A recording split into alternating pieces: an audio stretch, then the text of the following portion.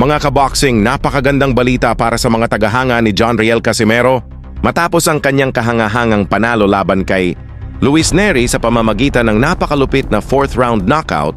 Umani siya ng malaking pagkilala sa mundo ng boxing at doon nga matapos niya matalo si Luis Nery, inilagay siya sa WBO number 4 rankings at number 11 WBC featherweight division.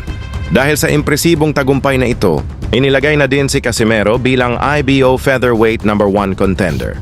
Malaking hakbang ito sa kanyang kampanya na muling maging world champion at kung masungkit ang title belt maging 4-division world champion at malinaw na isa na naman siyang seryosong banta sa featherweight division.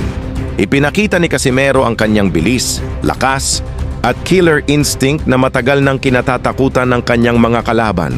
Kung magpapatuloy ang ganitong klase ng performance, hindi malayong makakuha siya ng world title shot sa lalong madaling panahon.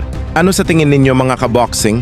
Handa na ba si John Riel Casimero na maging IBO featherweight world champion? Sa kabilang banda naman mga kaboxing, breaking news, naglabas nga dito ng update ang president ng MP Promotion na si Sean Gibbons para sa laban ni Manny Pacquiao versus Liam Paro.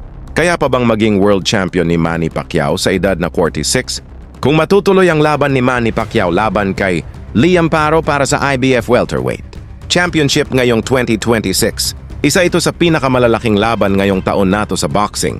May mga ulat na interesado ang company Paro sa naturang laban, ngunit wala pang opisyal na pirmahan.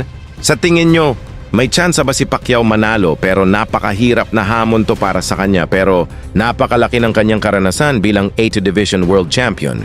Mataas pa rin ang kanyang ring IQ, bilis na kamao at kayang mag-adjust habang tumatagal ang laban kahit 46 anyos na siya. Napatunayan niyang kaya pa rin niyang makipagsabayan sa world level, ngunit iba ang hamon ngayon. Si Liam Paro ay nasa kasagsagan ng kanyang kalakasan, mas bata, masariwa ang katawan, mahusay gumamit ng jab, at mahusay kumontrol ng distansya. Ang edad ang pinakamalaking kalaban ni Pacquiao pero napakagandang laban. Ito pagmatuloy dahil magsasalpukan.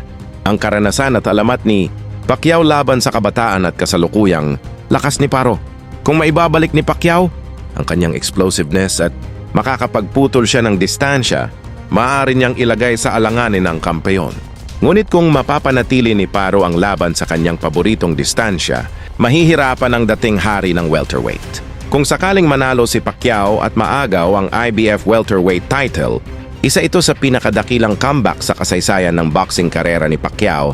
Ngunit sa papel, Liam Paro ang may bahagyang kalamangan, maliban na lang kung maipapakita ni Pacquiao na kaya pa rin niyang lumaban sa antas ng isang world champion boxer kagaya ni Liam Paro. Anong sa tingin niyo mga ka-idol? Mag-comment kung sino manalo sa laban. Huwag kalimutan mag-like, share, follow for more video to come.